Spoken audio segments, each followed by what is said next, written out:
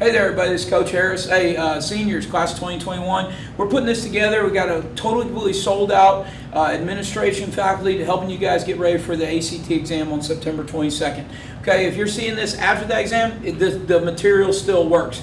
So what I want to do for you today is a couple different things. Number one, I want to go over the three strategies, not strategies, but the three keys to maximizing your ACT math score. Notice, man, this is intense stuff. Got the hat turned around. We're in coach mode here, okay? So anyway, we're going to take a look at those three keys. Then I want to exemplify for you or show you how to approach individual math problems. And y'all, check this out. Yes, I'm a math teacher.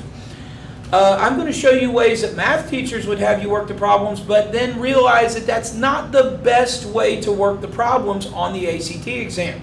Okay, we'll hit that in just a minute. But first, let's talk about those three keys. Okay, key number one, you want to make sure you use common sense. Guess what? If the answer looks wrong, it probably is. Okay, number two, all right, get your pencil going on a problem. Make sure you get it going, or in other terms, try. Have you ever sat over a problem and just thought, and you're like, doesn't work near as well as actually when you get your pencil going. So let's get the pencil going. Maybe start to doodle, draw a sketch, get something going. There's a connection there, y'all, between the hand and the brain. Okay, it works better. I could cite some studies. If you've ever been with me before, you know that they're doing one at UT Martin all the time. Every new crop of freshmen coming in, they score 30 or higher in the ACT math. They study them and how they take tests. It's a fact. It helps. Number three, eliminate answers. Good thing I'm not graded on the ACT on the way I write my letters.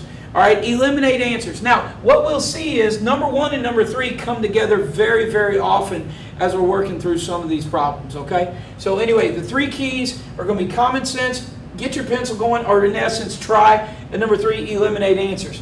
Now, I can talk about that fundamentally all day long, but probably the better thing to do is for me to show you what I'm talking about. Now, before we do that though, let's revisit math class. Again, I'm a math teacher. I enjoy teaching math and teaching it in a very fundamental way. So we as math teachers, we often teach students, work a line, work another line, work another line. And if it's anything like I was taught and like I teach people, this is the mathematical cone of excellence. I made that up myself. I need to copyright that. But anyway, so we got the mathematical cone of excellence. This is kind of what us math teachers expect you to do. Y'all know. And then always in here, they always tell us, show your work. I need to see where you make mistakes. That way you can get partial credit. Yes, all that good stuff. And then we get the answer. We circle the answer. We're so incredibly proud of it. But guess what? On the ACT, that is not what we want to do, or other standardized tests for that matter. Okay, we don't necessarily have to attack it with the mathematical cone of excellence. But what we do want to do, we want to do some of that, but then we want to apply those three keys along the at the same time. So watch. Theoretically, what I want to do, let me hit this real quick. All right, so theoretically, what I want to do is I want to work a line and I want to eliminate answers. Okay, maybe work two more lines. Here's why. Very often, if we try to work the whole thing, if we do make a mistake in it, we go over here to the answers, and what we got is not what they got. Okay, then we get frustrated because we know it's a time test. You start to feel it physically and everything like that, and you're like, oh, the test anxiety jumps. Yeah, you know what I'm talking about. So anyway, we're going to work a line, eliminate answers. Maybe work another couple lines, eliminate answers. Keep peeking back and forth at the answers. Peek back and forth at the answers and ask the question, does it make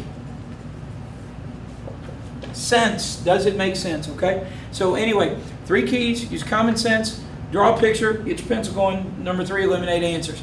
Now I'm going to show you how to do some of this on a few problems. We got about 16 or 17 minutes.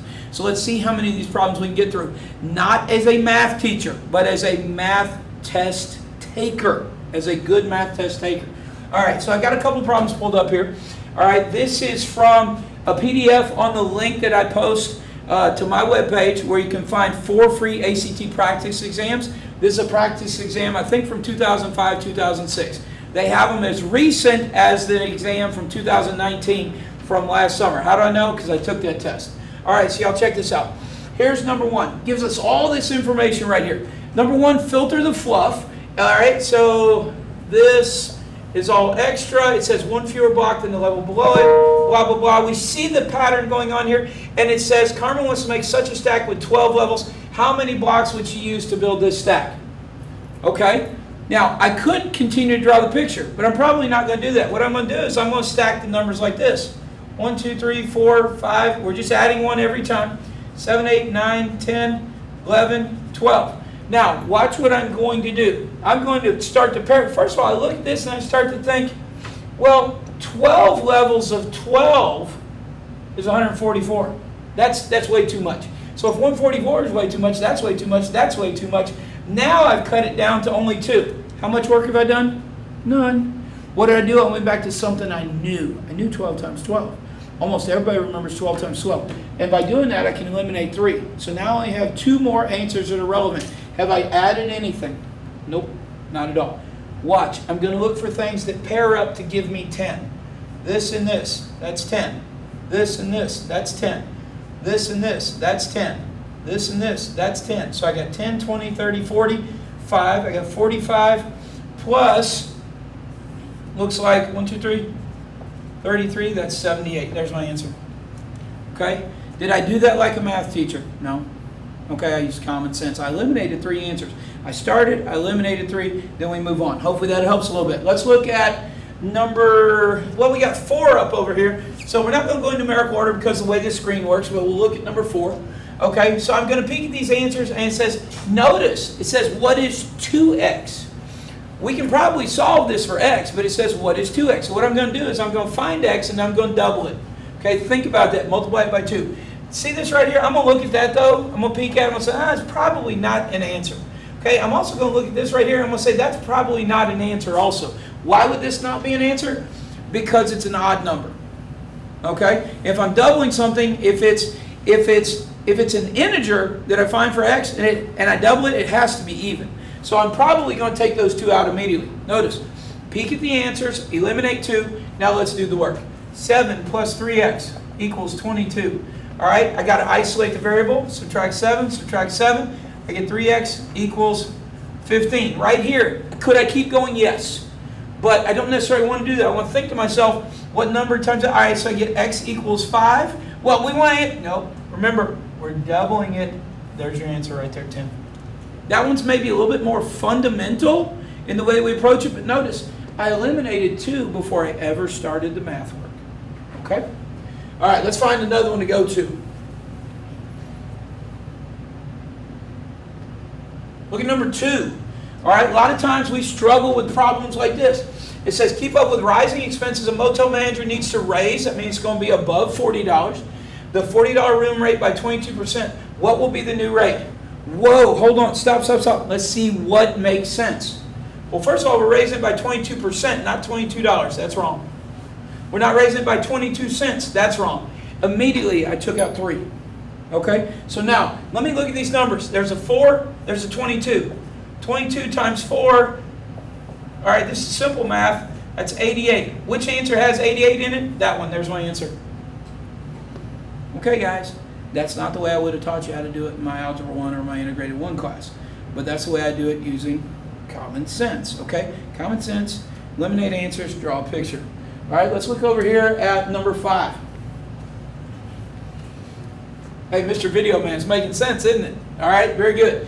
All right, so we don't like stuff like this because it's got a fraction. And y'all know the Bible says in the 11th commandment, thou shalt not do fractions because they're from the devil or something. I'm just kidding, y'all. But anyway, y'all check this out. This right here is actually 28.5. Remember your common fractions. 1/2 is 0.5. So now I changed that. Your confidence should go up a little bit. Okay, we don't like fractions. We like decimals a little bit better. All right, it says, what is the total cost? So we see that cost of renting a car is $30 for each day. All right, and plus, so we're going to add to it 28.5 for each mile. Okay, for each mile. That's an unknown. That's going to be a variable. So if we set this up, we'd say 28.5x plus 30 times the number of days. All right, times x is, no, not, that's not x. All right, so the number of days, all right, so we got 5 days. That's going to be that right there. And 350 miles. All right, whoa, hold on. Look at the answers. Do any of them not make sense? That don't make sense. And I see that I got 5 days, 30 times 5. I know that's 150. We're adding to that. That don't make sense. Okay, this probably doesn't make sense because it's just a little bit more than 150. All I did was multiply 30 times 5, and I eliminated 3 answers. Okay, hopefully you see how this works. All right, so now I'm going to take this right here. I've got 2 possible answers right there. And honestly, y'all, I'm looking at this, and I'm saying 28.5. And then I'm multiplying by that by 350. I see these 5s right here. Man, I either have this round answer right here, 300, or I have this answer that's got decimal in it. That's the answer. Now, I don't have a calculator with me. You can do the calculator, and you can figure it out and everything like that. But I'm going to tell you right now, that's the answer by looking at how this works right here. It's going to be some sort of decimal in my answer. That one doesn't have a decimal. I had eliminated this one right here. Now, you guys are freshmen here, never taken any of this before. This stuff makes sense, doesn't it? Am I doing anything funky or weird? Probably not, but I'm eliminating answers. Okay, got to take advantage of my 9th graders being in here learning this stuff. All right, let's keep going. We'll do number 3 down here. All right, 3 is a great example of a common sense problem. It tells me, if you notice, I'm going to skip all this. Don't read it. I go to where the numbers are. If your sales are $800, your commission's 112. All right, 800 gives me 112. All right, how much commission would you earn if you had 1,400 in sales? 1,400 over X. This is a, we're going to need to cross multiply right here. We have a proportion. Okay, this much sales gets me this much pay. This much sales gets me how much pay. Now, we could just go on into it, dive in and go, oh yeah, cross multiplication, I can do this. Hold on. Let's think about the answers. What makes sense? All right, I sell more and I get paid less. Stupid. All right, I sell almost twice as much. What would be twice as much as 800? That would be 1,600. Just multiply the 8 by 2. Okay, so twice as much as this would be about 224. Okay, or you can say 220 or whatever like that. So if I double it, it's going to be a little bit less than that. This is way less than that. I would probably take that one out as well.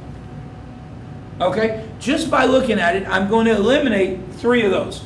This one was stupid, this one's stupid, this one's kind of an educated guess. Okay, have I done any work yet? No, not really.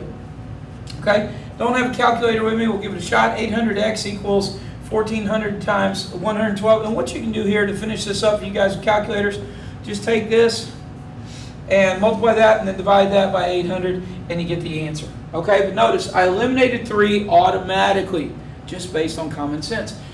1,600 is twice as much as that. Whatever the answer is going to be a little bit less than twice as much, so it takes out those 3. Okay? Now, let's keep going. Number 6 over here, some geometry. I know y'all love geometry. Okay? If parallelogram, picture, it said parallelogram, I'm saying A, B, C, D, because it says parallelogram A, B, C, D. If nothing else, it lets me see what's going on.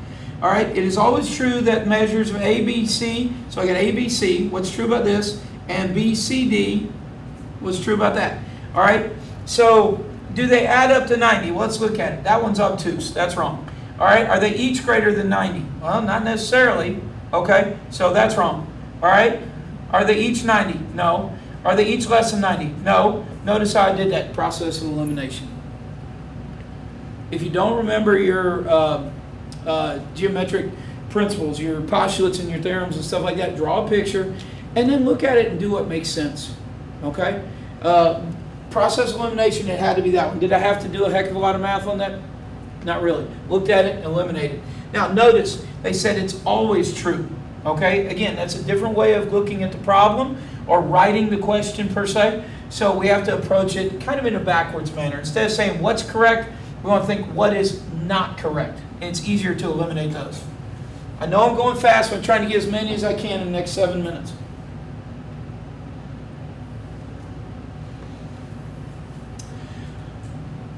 All right, so looking at number 7, and by the way, I'm doing this dry. I have not looked at these before this, or I haven't looked at them in a long time since before this. Let me go to number 8 first. Let me go down here to 8, because a lot of times we struggle, and I'll come back to 7, I'll get 12 at the very least. So when I look at this right here, Okay, I'm going to peek at the answers. I'm going to see there's something different about F and J off the top. So I've got 5 here, I got 5 here, I got 3 6s. There's no addition in here. There's no plus. So I'm not adding 2 and 3. They're multiplying. That's wrong and that's wrong. Wow, I did that automatically and really haven't done any math. So now I got to figure the number of x's. Well, I've got 9 x's here and I got 20 here. Well, remember the product rule says if I have this and I have this, I actually add them. So this one's wrong. All right, and then I got the number of y's. If it's true for x's, then 8 plus 1 is 9. So there's your answer right there. Okay, again, common sense, eliminate answers, draw a picture. Let's get a little bit more geometry and then we'll come back to the fractions because we don't like those. All right, figure below, ABC measures 30. All right, oh, excuse me, BAC, so this is going to be 30 degrees. This one measures 110. All right, points B, C, and D are collinear. So B, C, D, that forms a line. That means that right there is 180 degrees. All right, what is the measure of ACD? So I got ACD. All right, hold on real quick. Let's take a peek at this. So I could look at my answers here and see if I could eliminate some. All right, so 110. This is 110. Does this look bigger than 110? Yes. Out. Okay, if the whole thing is 180, if I could find that sliver right there, take it away from 180, I get my answer. So I got 1 angle, 2 angles, 3 angles right there. All right, there's 3 angles that add up to 180 in every triangle. 30 and 110 is 140. Take it away from 180, I get 40 right here. Subtract 40, and I get 140 degrees is the answer. That's one way to do it. Now, for you guys that really know your geometry really well, there's a way we can do this just a little bit quicker. All right, there's a theorem in geometry, and this was 110. This is 30. That says anytime you have linear angle right here, okay, this is equivalent to, this angle right here is equivalent to that plus that, so add them together and I get 140. Okay, it's a lesser known theorem or postulate in geometry, okay? But if you remembered it, good for you. Otherwise, go back to what you know. The 3 angles of a triangle always add up to 180. Hopefully I haven't done anything yet that you find hard. All right, so what is the least common denominator for adding these fractions? All right, so honestly, what I'm going to do on this, I could sit there and I could say 4/15 plus 1/12 plus 3/8 and all that stuff. And that's what I would probably have you do as a math teacher. Number 1, it's boring. Okay, number 2, it's going to take too long. All right, what we want to do is we want to look at the answers. There are only 5 possible answers. So I'm going to start with the smallest one since it says least. And I'm going to say, do all 3 of these numbers go into that number? If the answer is yes, that's the answer. If the answer is no, then it's not the answer. Okay? So I'm going to eliminate this one immediately. I'm probably going to eliminate that one just because it looks way too big. All right? So 8 goes into there, but 15 and 12 do not. So 12 goes into here. Does 15 go into 120? Pretty sure it does. How many times? 8. There's my answer. Notice how I did that. They wanted the least common denominator for those. So what I'm going to do is I'm going to start with the smallest and work my way down. But I did eliminate 2 automatically, okay? Hopefully that helped a little bit. All right, so let's look at a couple more problems. I got about 3 minutes left. Let me see if I can find a type of problem. All right, we're looking for some common sense here. All right, isosceles right triangle. It said isosceles. That means they're the same. AB is 10 feet. What's the length of AC? Okay, a couple different ways we could do this. We could do A squared plus B squared equals C squared. Well, you know, that's one way we could do this. But remember, this is always right here, the hypotenuse. This is always the longest of the 3 sides. So it's got to be bigger than 10. Wrong, wrong. All right, square root of 20 is going to be between 4 and 5. That's wrong. So now I have 2 answers. I have C and E left over. Well, we don't ever have 10 plus 10 equals 20 for the 3rd side. The only realistic answer that's left over is that one right there. Okay? Again, common sense. Did I have to actually do Pythagorean theorem? No. But as a good math student, I'm like, oh, right triangle, Pythagorean theorem. But remember what I just said. Okay, this has to be bigger than that. But we don't add these together to get that. That's not a reasonable thought right there. So it's going to be 10 times square root of 2. Now, if you remember your 45, 45, 90 concept for special right triangles, that's the other way we think about it. It was x, x, and x times square root of 2. Okay? So if you don't remember that, go ahead and put that in the back of your mind. Go from there. All right, got 1 minute left, and then I'm going to probably need to pause on this. Gosh dog it. Let's do the absolute value one because we don't like absolute value. It costs $8 for an adult ticket to a reggae concert, $S for student ticket. The difference between the cost, all right, of 12 tickets, 18 tickets is $36. All right, which one of the following equations represent this relationship between A and S? All right, everybody see this right here? Difference. What does that mean? That means minus. How many of those have a minus in it? 1. There's your answer. Move on. That was not an absolute value question. What it was, hey, do I know what the word difference means? So anyway, hopefully this video helps you guys a bunch. Give me a follow on Twitter at CoachPT91. Be looking for more of these videos. Thanks so much to Mr. Bissinger and Carrico. Tell me first name.